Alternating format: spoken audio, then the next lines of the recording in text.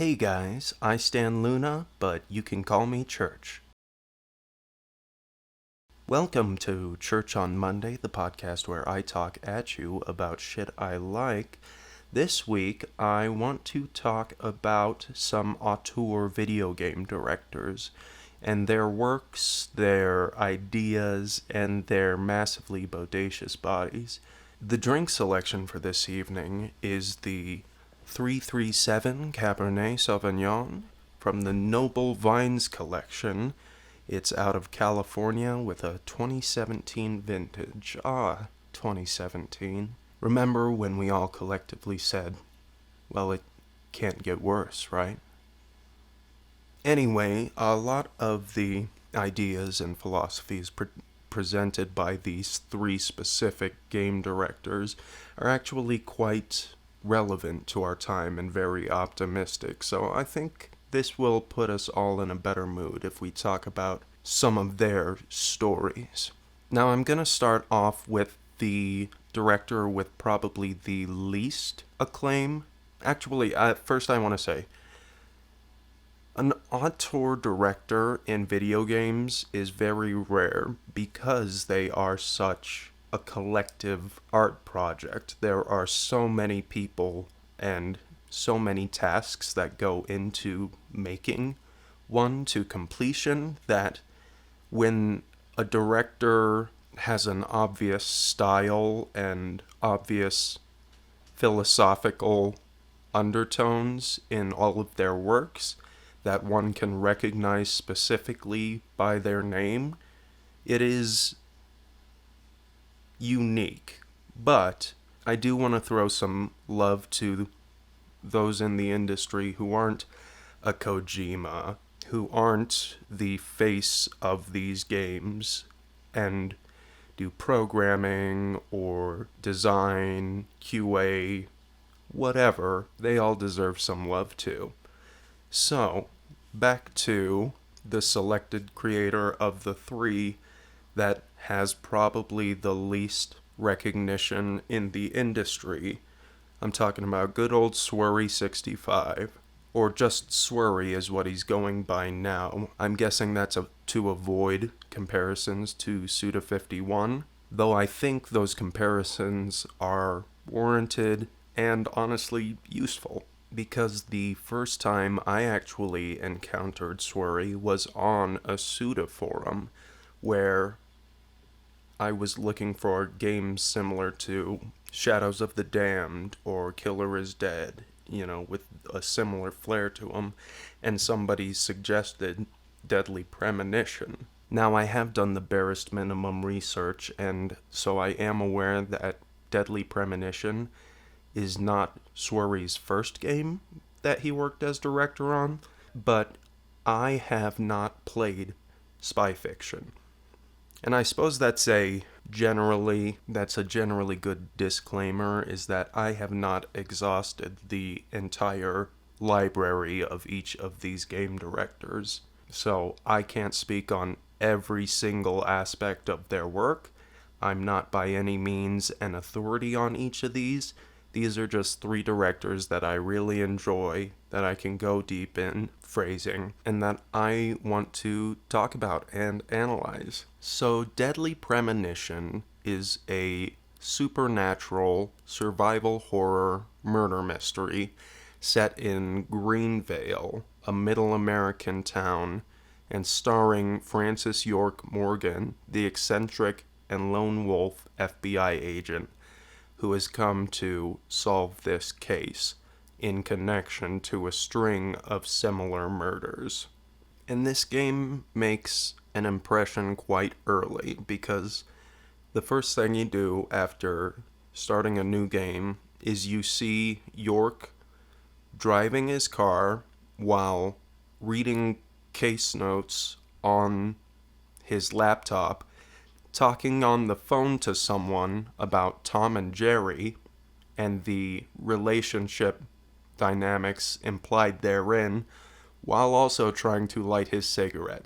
And color me surprised, but he gets in an accident and his car is flipped off the highway. But he is just chipper getting out. He's an interesting character because he's so fucking oblivious. He has his own weird sense of humor, and he takes things that people say way too seriously. He's obsessed with American cinema, and that's a trend in Swery's work. He seems obsessed with the American culture and the oddities that he sees in it, and he seems to enjoy the oddity created by him injecting his own personality and perception into all of it, and just how fucking crazy that gets. Because Deadly Premonition stars this silly, oblivious, and almost childlike FBI investigator investigating this horrific murder. Oh, and also there are zombies. It's just something I really fuck with and really enjoy.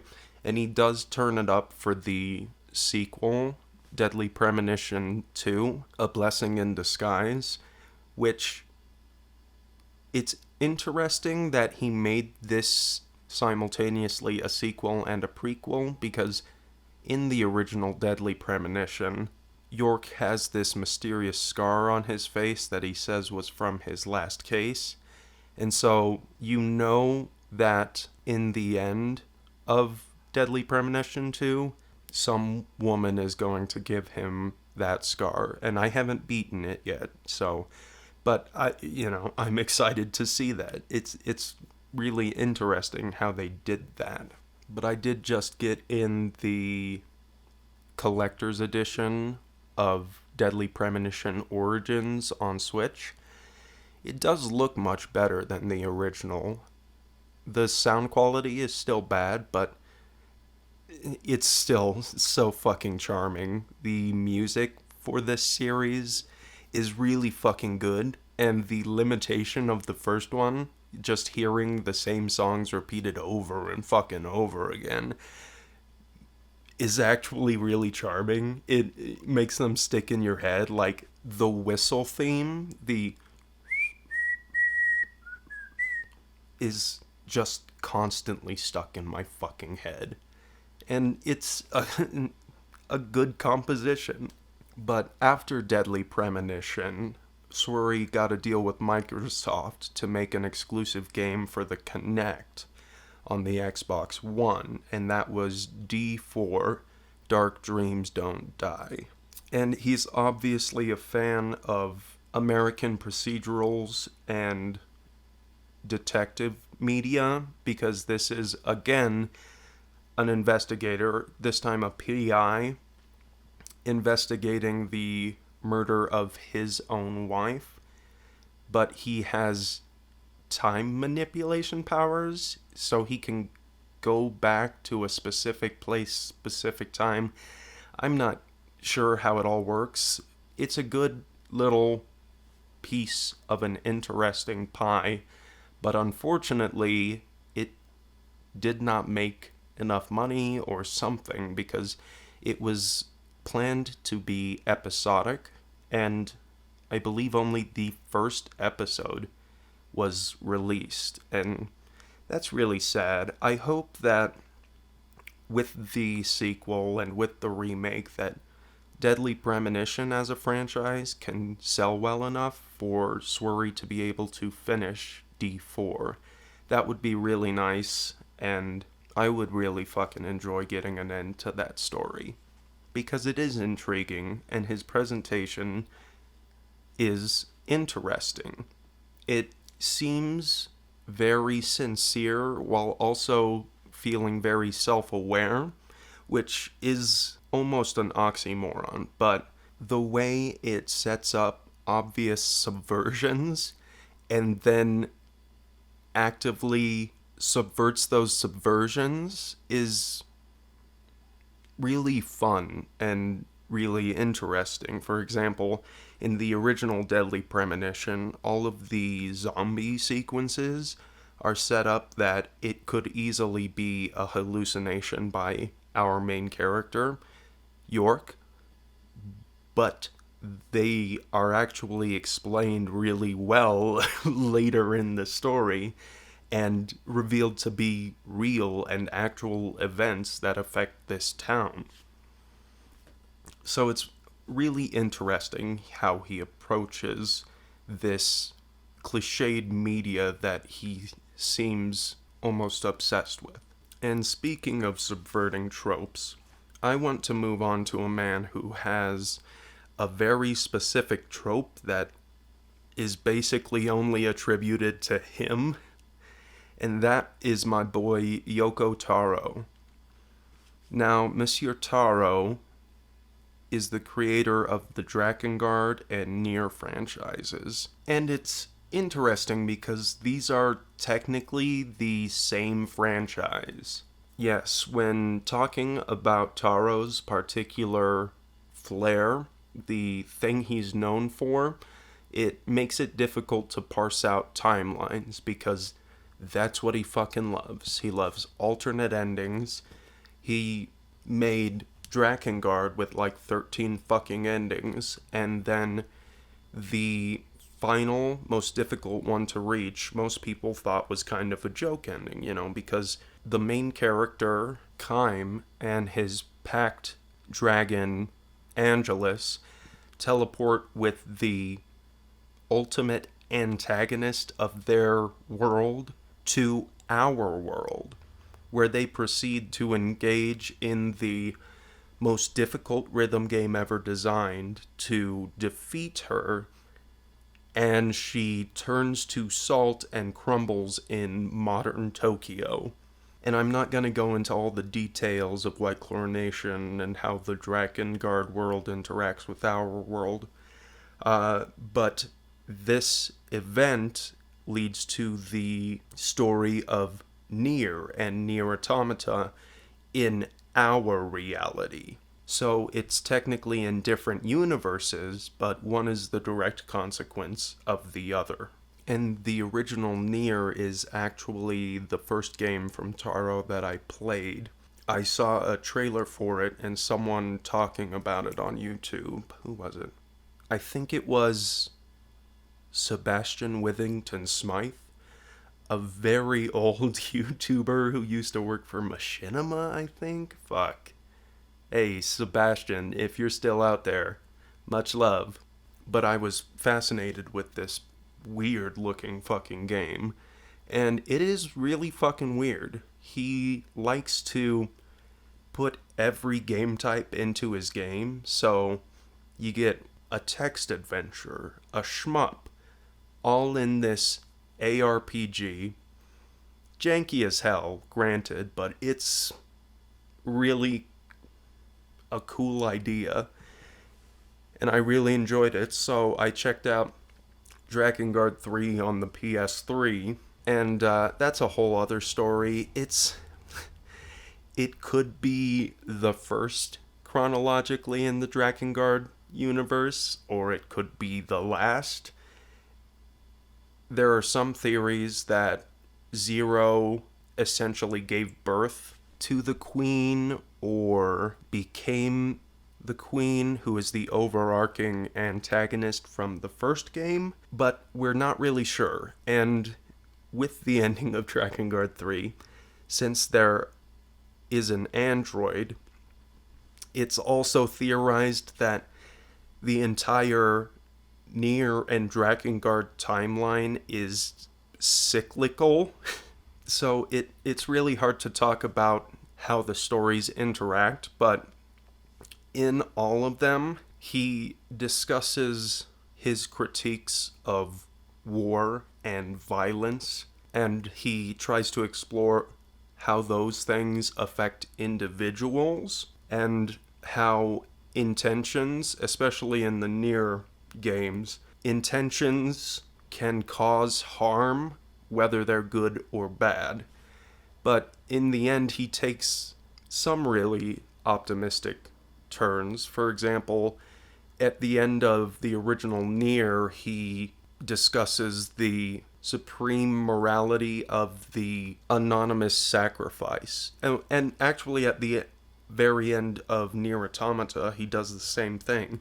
He chooses to present these horrible parts of humanity and then remind us that humanity has this amazing capacity for good. And so I really enjoy the works of Yoko Taro. He's a shy guy. He wears the mask of Amir, one of the characters from Nier, pretty much constantly. It's hard to find a picture of his face, and I'm not going to show a picture of his face because I want to respect him as a fucking person. But he seems like a really cool and interesting guy, and I would like to hang out sometime. If you want to hit me up, Yoko, just send me an email at churchonmondaypod@gmail.com.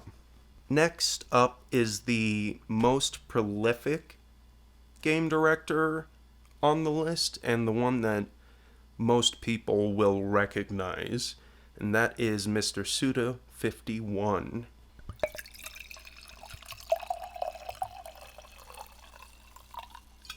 Oh, that was good. So, Suda. What can I say about Suda? I actually first came into contact with Suda51 with Shadows of the Damned. Now, in my adolescence, I had a subscription to Game Informer, the GameStop magazine, and one month they were covering a game called Shadows of the Damned, and I got really hyped for this game. And so they talked about Suda and his unique body of work, so I did my research, and I actually watched videos talking about Killer 7 and stuff like that, and I really enjoyed the game when it came out.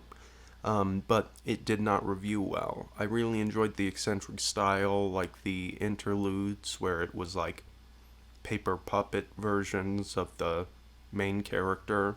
I liked the stylish flair to it. So when I bought a Wii not too long after from my boys at Doc's, they suggested I get No More Heroes with it.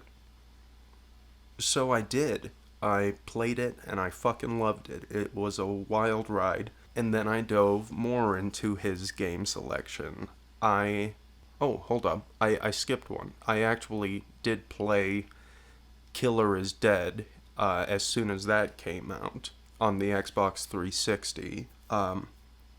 And I did enjoy it. I enjoyed most of it. There were parts that didn't work for me at all, but for the most part, I did have a good time with it. And it made me interested to play Killer 7, which it was supposedly something of a spiritual successor to.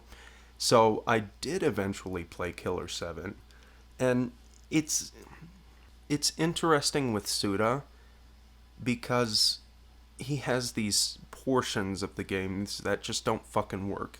But it's because he is constantly experimenting with game mechanics, game story, style. It's a guy who's really fucking passionate about what he does, about video games, and about exploring the very corners of what video games can be, and can say, and can look like. Lollipop Chainsaw didn't work for me. I'm gonna say that straight up. I think the idea for the combat mechanics was interesting. It just did not click with me. So I didn't beat it, didn't enjoy it very much. No shade on anyone who does love it. I totally understand how you could. It was just not for me. But Suda Games, big thumbs up from me. Really enjoy the dude. He has these interesting metaphysical ideas about how shit's supposed to work in terms of good and evil and the vast gray between. And his exploration of glorification in Killer 7 and No More Heroes and Killer is Dead is an interesting discussion piece. And though he can be more style over function, I really enjoy his work. Let It Die is also good. Well, that's mostly what I had in store for you this week, so I want to wish you all a very fantastic week. You can always contact me on Twitter or Instagram at its_just_church, or you can email me at churchonmondaypod@gmail.com. That was the Church on Monday podcast. That's all I have for you this week. I don't know why you're still sticking around. I'm kind of talking in fucking circles right now, but love you. Bye. No tears, don't fuck with more yet. Take what you can get. You're not my girlfriend.